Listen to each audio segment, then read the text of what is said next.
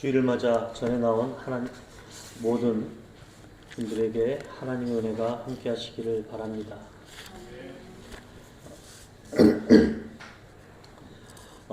기나긴 설 명절을 어떻게 잘 보내셨는지 모르겠습니다. 명절 연휴가 길다 보니까 일상으로 돌아가려니 아마도 며칠간 후유증을 앓게 되지 않을까라는 생각을 하게 됩니다. 내일부터 시작되는 일상들을 다시 한번 잘 회복하는 여러분들이 되시기를 바랍니다. 우리 지난주에도 예수님께서 십자가에서 숨을 거두시고 무덤에 묻히는 이야기를 나누었습니다. 그때 멀리서 예수님을 지켜보고 있는 사람들이 있었지요. 바로 여인들이었습니다. 그렇게 예수님이 돌아가시고 무덤에 묻히는 것을 무기력하게 지켜볼 수밖에 없었지만 그 여인들은 그 자리를 떠나지 않았었습니다. 바로 이 여인들이 나중에 부활의 증인들이 됩니다. 그렇게 오늘도 혹시 나를 지켜보는 사람들이 있음을 잊지 않아야 합니다. 그 나를 지켜봐주는 사람들 덕분에 오늘의 내가 있습니다. 어린아이들을 옆에서 지켜봐주는 부모가 있습니다. 학생들을 옆에서 지켜봐주고 있는 선생님이 있습니다. 이렇듯 우리는 그런 지켜봐주는 사람들 덕분에 살아갑니다. 그래서 우리 또한 그렇게 내 생각과 내 기준으로 시시비비를 가리지 말고 묵묵히 있는 그대로 받아들이고 인정해 주면서 지켜봐주는 사랑이 우리에게 있었으면 좋겠습니다. 그런 사랑으로 내가 가는 그 길, 나의 사람들, 나를 향하신 그 하나님의 뜻을 끝까지 지켜보며 갈 수 있으면 좋겠습니다. 오늘은 드디어 여러분 마가복음의 마지막 장입니다. 하나님 아들 예수 그리스도의 복음의 시작이다 라고 하며 시작되었던 이 마가복음이 이제 막바지에 이르렀습니다. 예수님은 요단강에서 세례 요한에게 세례를 받고 물속에서 올라왔을 때 하늘에서 들리는 소리가 있었습니다. 그리고 여러분, 이 물속에서 올라올 때의 느낌은 어떠했을까요? 물을 무서워하는 사람들은 자기의 얼굴이 물속으로 들어갔을 때는 죽음의 공포를 느낀다라고 말합니다. 물속에서 나온다라는 이 세례는 죽음에서 살아났다라는 것을 상징합니다. 다시 말하면 다시 태어났다라는 의미이기도 합니다. 무슨 말이냐면 예전에나 편견과 편협한 생각 속에서 내 마음대로 살았던 나는 죽고 이제 새로운 나, 하늘의 소리를 들으며 살아가는 나로 새롭게 거듭난다는 것을 말합니다. 우리가 살아가면서 큰 공경에 처하거나 어려움을 겪거나 아니면 많이 아파서 옛날의 모습으로 돌아갈 수 없다고 여기는 그런 칠흑과 같은 암흑을 지나갈 때 듣는 소리, 너는 내 사랑하는 아들이다. 내가 너를 좋아한다. 주님은 이렇게 말합니다. 이게 바로 복음입니다. 우리가 죽음에서 살아갈 때 다시는 회복할 수 없을 것 같은 절망 가운데서 살아갈 때 듣게 되는 말씀은 하나님이 나를 사랑하신다라는 말씀입니다. 그리고 하나님은 나를 좋아한다라고 말씀합니다. 무슨 이야기냐면 죽어야 이 하나님의 소리를 들을 수 있다라는 뜻이기도 합니다. 그런 예수님은 스스로 십자가에 못 박히시고 숨을 거두셨고 장례까지 치러집니다. 하나님이 사랑하고 하나님이 함께하고 하나님이 좋아하는 그런 사람도 모든 사람들이 겪는 십자가의 고통을 치르고 죽임을 당할 수밖에 없었습니다. 더욱이 예수님은 스스로 그런 어려움들을 피할 수 있었지만 피하지 않았습니다. 스스로 선택한 고난을 있는 그대로 당하면서 그 고난의 상징인 십자가를 아버지의 뜻으로 받아들이셨습니다. 혹시 지금까지 말씀을 들으면서 이런 예수님의 인생이 너무 비극적이고 자학적이지 않은가 라는 생각이 들지는 않으셨는지요? 하지만 이 마가복음을 쓴 이 마가의 사도도 복음은 거기서 끝나는 게 아님을 말해주고 있습니다. 가장 극심한 고통과 모욕과 유혹을 당하고 마지막에 버림까지 받아서 어디로 들어가요? 무덤으로 들어갑니다. 그렇지만 그 무덤의 자리가 하나님의 아들의 마지막 자리가 아니라는 겁니다. 그것이 바로 오늘 예수님이 부활하신 이야기입니다. 안식일이 지나서 예수님의 길을 끝까지 지켜보던 그 여인들은 향료를 사서 무덤으로 찾아갑니다. 무덤에 장사된 예수를 위해서 그녀들은 마지막 선물로 예수님의 시신에 향유를 발라주기 위해서 갔던 겁니다. 슬픔에 잠겨있는 여인들의 마음은 예수님의 죽음을 안타까워하고 예수님을 사모하는 그 마음과 정성이 가득했지만 엄밀하게 보면 그 여인들은 아쉽게도 과거를 지키고 싶은 마음과 습관에 매여 있음을 볼 수 있습니다. 무슨 이야기냐면 그들은 고정관념에 묶여 있었다라는 겁니다. 왜냐하면 향료를 바른다라는 건 더 이상 희망이 없다라는 자포자기와 같은 행위입니다. 왜냐하면 예수님이 돌아가셨으니 이제 끝이다 라는 생각이기 때문입니다. 이 여인들의 생각은 거기까지입니다. 고난을 숙명으로 그저 받아들이고 마는 겁니다. 그 고난과 아픔과 절망을 넘어서지 못하고 있는 모습입니다. 더 정확히 말하면 이 일은 예수님을 위한 것이 아니라 예수님을 따랐던 자신들을 스스로 위로하기 위한 행위이기도 했습니다. 이 여인들을 보면서 우리는 나는 예수님을 도대체 어디서 찾고 있는지를 살펴보았으면 좋겠습니다. 나는 지금 어디에 있는지, 나는 어떤 생각에 묶여 있는지, 그리고 나의 삶의 자리는 어디에 머물러 있는지, 이런 것들을 돌아보게 합니다.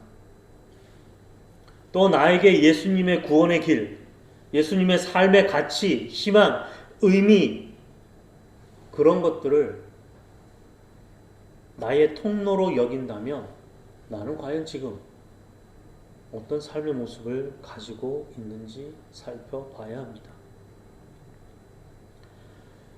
예수님이 십자가에 못 박혀서 장사되어서 무덤 속에 있다면 이제 무덤 속에 갇혀있고 죽은 예수님을 더 이상 따를 길이 없습니다. 그저 할 수 있는 일이라고는 예수님을 따랐던 내 마음을 위로받기 위해 향료를 가져가서 고작 시신에 향료를 발라주는 것 뿐입니다. 물론 반역자로 유대 사회의 공공의 적으로 십자가에 못 박혀서 처형당한 예수님을 찾아가서 그 시신에 향유를 바르려고 하는 그 마음은 큰 용기와 헌신과 결단이기는 합니다. 또한 그렇게 향유를 바르러 갔던 이 여인들이 있었기 때문에 예수님이 어디에 있는지, 예수님을 어디에서 찾아야 하는지도 알게 되었죠. 무슨 말입니까? 부활하신 예수님을 알게 됐다는 얘기예요. 스스로 몸을 움직여서 이 여인들처럼 스스로 몸을 움직여서 한 걸음 한 걸음 옮겨서 무덤에 가봐야 무엇을 할 수 있냐면 그 다음 단계를 볼 수 있습니다. 가만히 앉아 있거나 엎드려서는 아무것도 할 수 없습니다. 내가 몸을 움직여 보고 직접 해봐야 경험할 수 있는 일이라는 겁니다. 그렇지 않으면 변화가 없습니다. 여러분, 이 사실이 대단히 중요합니다. 예수님의 여인들은 내가 갈까? 무덤에 가야 하나? 말아야 하나? 무덤에 가면 이런 일이 생길 텐데 라는 이런 걱정이나 생각에 멈추지 않았다는 얘기입니다. 그들은 해가 막 돋을 때 그 생각을 몸을 움직여서 무덤으로 가서 실천했습니다. 이것을 새벽을 깨웠다라고 말합니다. 물론 갈 때 염려도 있었겠죠. 어떤 염려입니까? 무덤을 지키는 사람들이 막지 않을까. 무덤을 큰 돌로 막았을 텐데 우리 여자들이 어떻게 그 큰 돌을 움직일 수 있을까라는 그녀들이 할 수 없는 일들, 나한테는 벅찰 것 같다라는 일들, 이런 여러 가지 문제나 걸림돌에 걸릴 수 있었습니다. 무덤을 막고 있는 큰 돌은 하나님을 만나는 길을 막고 있는 것입니다. 다시 말하면 내 꿈을 가로막는 내 힘으로는 감당할 수 없는 그 무엇이 될 수도 있습니다. 우리도 새로운 무언가를 하려면 이런 막는 것들을 직면하게 됩니다. 두려움도 있지요. 과연 내가 일을 잘할 수 있을까? 이런 어려움들이 예상이 되는데 내가 그것들을 잘 극복해낼 수 있을까? 이런 두려움과 같은 방해물들이 있습니다. 도저히 해결할 수 없을 것 같은 일들이 앞을 막고 있는 것 같기도 합니다. 그러나 그런 문제들, 그런 어려움을 알면서도 내가 그 생각과 두려움에만 머무르는 것이 아니라 몸을 움직여서 직접 가보고 두 눈으로 확인해 보면 그랬더니 어떤 일이 생깁니까? 갔더니 돌이 굴러져 무덤 문이 열려 있었습니다. 염려만 하고 앉아서 가보지 않았으면 아무것도 볼 수 없었을 겁니다. 직접 가봐야 흰옷 입은 천사를 만날 수 있습니다. 우리가 가야 할 길은 내가 직접 보고 해보고 직접 움직일 때 그 길이 열릴 수 있다라는 뜻입니다. 그런데 예수님은 무덤에 계시지 않지요. 계속 무덤에 계셨다면 예수님이 아닙니다. 부활한 예수님은 무덤에 없습니다. 예수님은 고난을 받아 죽겠지만 무덤에 머물지 않고 내가 살아나서 갈릴리에 갈 것이라고 성경에서 여러 번 이미 말씀하셨습니다. 그러므로 십자가에 달려 죽어서 장사된 그 예수를 만나기 위해서는 무덤이 아니라 제자들은 갈릴리로 갔어야 했습니다. 갈릴리 사람들이 있는 곳, 그것이 어디입니까? 나의 삶의 자리이고 현실의 자리이고 그리고 내가 할 일이 있는 곳이 바로 갈릴리입니다. 예수님이 자신의 일을 했던 곳, 사람들을 고치시고 가르치시고 복음을 전했던 자리입니다.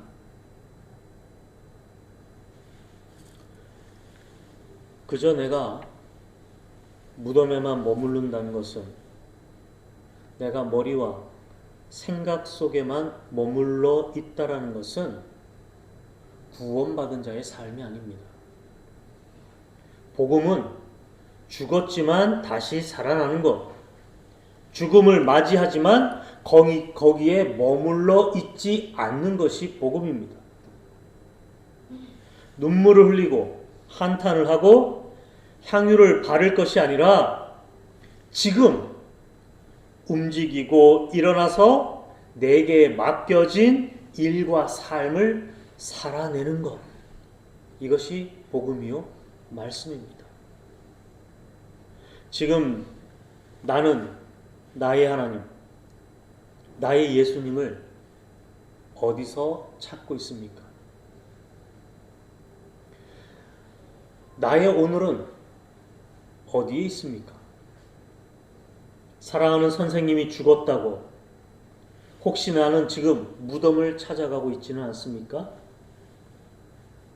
혹시 내가 계획한 일이 잘 안 된다고 마음 상해하며 그 절망의 자리에 주저앉아 있지는 않습니까? 아니면 내 앞에 버거운 일이 있다라는 그 생각 때문에 그 두려움 속에만 머물러 있지는 않느냐는 말입니다. 예수님은 갈릴리로 가셨습니다. 갈릴리에서 우리는 예수님을 찾아야 합니다. 내 삶의 자리, 나의 현실 속으로 가서 그 속에서 함께 계시는 예수님을 찾아야 합니다.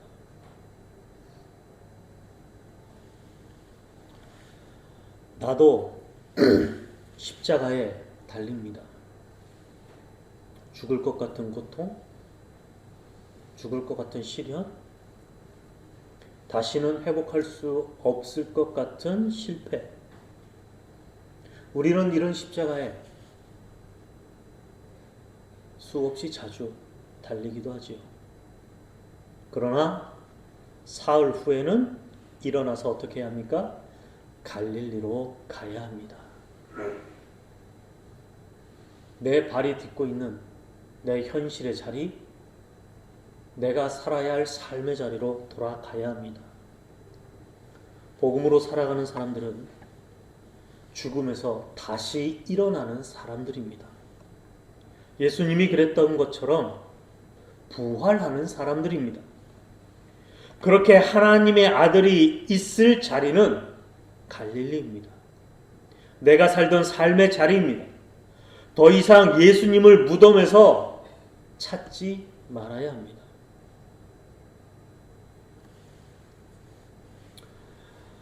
예수님을 더 이상 무덤에서 찾지 말라는 이 말은 참 우리 마음에 새겼으면 좋겠습니다.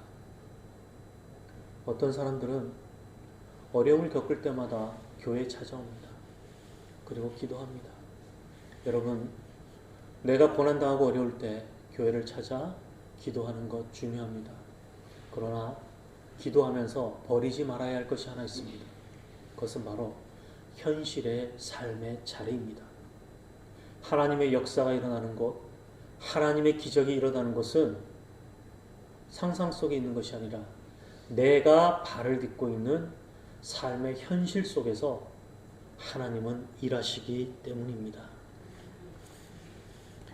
향유를 들고 죽은 사람 사이에서 지나간 과거와 추억으로 위로받으려고 하지 말고 이제 갈릴리, 현재의 삶의 자리로 돌아가야 합니다.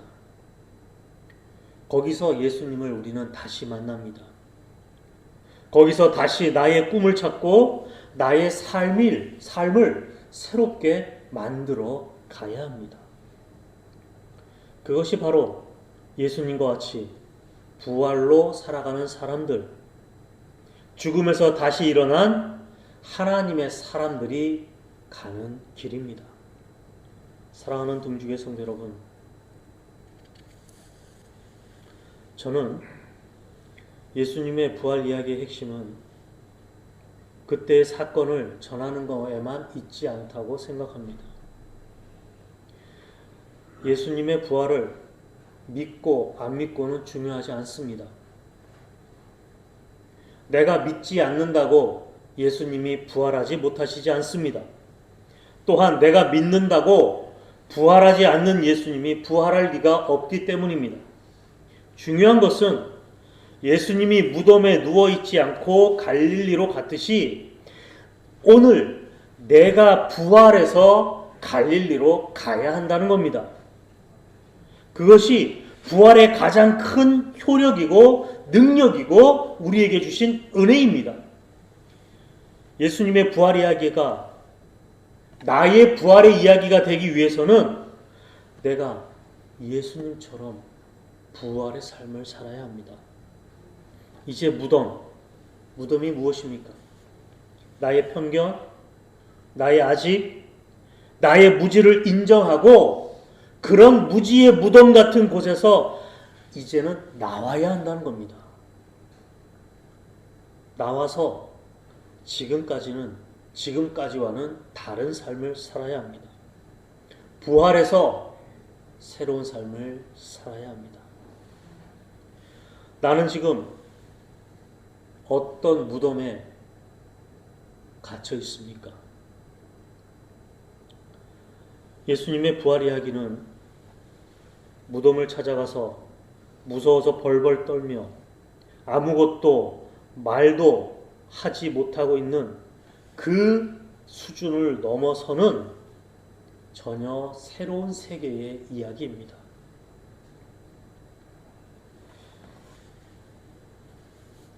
이런 동화가 있습니다. 애벌레와 개미와 지렁이가 나오는 이야기입니다. 그 동화에 보면 이 셋은 참 친하게 잘 지냈습니다. 그런데 어느 날 애벌레가 껍질만 남기고 사라졌습니다. 친구들은 한탄합니다. 도대체 이 친구가 어디 갔을까? 어디로 사라져 버렸을까? 그런데 그 애벌레는 어떻게 되었습니까? 자기의 껍데기를 벗고 나와 나비가 되어 하늘을 헐헐 날고 있었습니다. 개미와 지렁이는 지금 내가 살고 있는 이 땅이 좋사오니 그곳에서만 머물러서 변하지 못하고 자기를 깨고 나오지 못해서 결국은 하늘을 헐헐 날고 있는 나비가 된 그 친구를 부러워하며 살게 됩니다. 사랑하는 성도 여러분, 우리 각자에게는 이런 무덤이 있습니다. 이런 무덤에서 깨어나시기를 바랍니다. 예수 그리스도처럼 나의 의식과 나의 삶의 태도의 부활, 삶의 부활을 통해서 나 자신의 삶뿐만 아니라 내 주위에 있는 사람들의 삶, 그리고 내가 살고 있는 이 세상을 조금은 살만하고 사랑을 나누고 용서하고 포용할 수 있는 아름다운 그리스도인으로 살아가시기를 주님의 이름으로 간절히 축원합니다. 기도하겠습니다.